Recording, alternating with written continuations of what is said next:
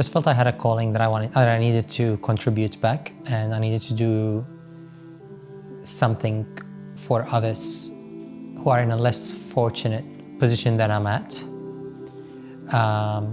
I'm very grateful for the many projects and opportunities I've had here in Australia, but I also felt there was something important out there, outside of Australia, that needed some focus. And I came across this project, and just seeing some of the videos has really hit home.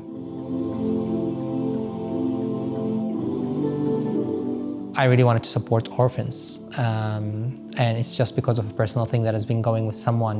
And when I reached out and I was looking for projects related to orphans, I came across this project which had 117 orphans.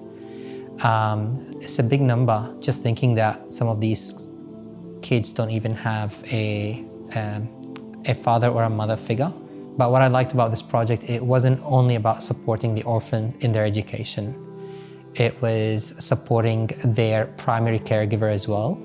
It's providing them with work opportunities so that they can start creating income for their own families. So it wasn't just supporting someone, it's really supporting an ecosystem, supporting a whole family. Infaq is a concept that I have read about quite a bit in Islam and in a few other places, but especially in Islam, I think the concept of infaq, and that's to spend. And for me, infaq has always been spend and money. But one of the things that I've come across recently through someone now who is a spiritual guide for me is we don't have to spend, or infaq doesn't have to be only monetary, it doesn't have to be money. We spend our time, we spend our energy, we spend our knowledge to share things and make things better. And subhanAllah, when I came across that concept, I found out that every one of us can contribute and can yunfiq and spend in their own way. And I wanted to try and do infaq in a different way this time. Other than just donating my own money or my own time, I really wanted to go ahead and create awareness. I wanted to raise funds. I think what is quite important is, with all this uncertainty happening around the world, to ground myself and ground people around me. And I think that for me was really important, just to go back and say, okay, what worked for me in the past, and what that was infaq.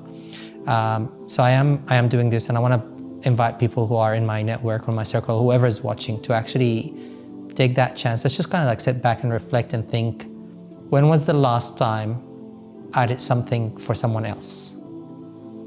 When was the last time I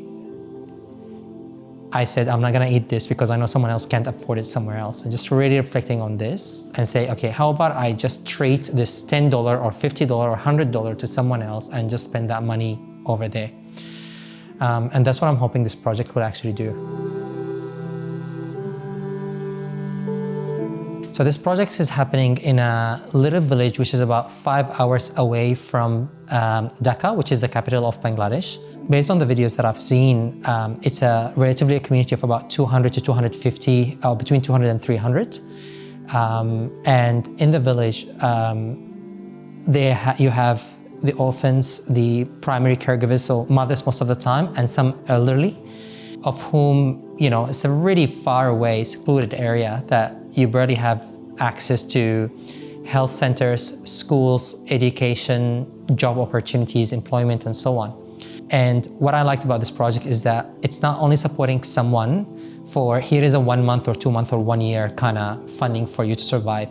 This is an opportunity to create a sustainable income for someone that they can leave and they can go ahead and have an ongoing income by themselves, inshallah, in about 3 months, 6 months, or 1 year time.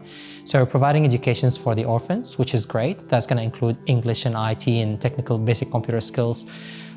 But also for the mothers, it's going to teach them some skills, whether it's some related to farming or some related to sewing and stuff, which is a really great contribution.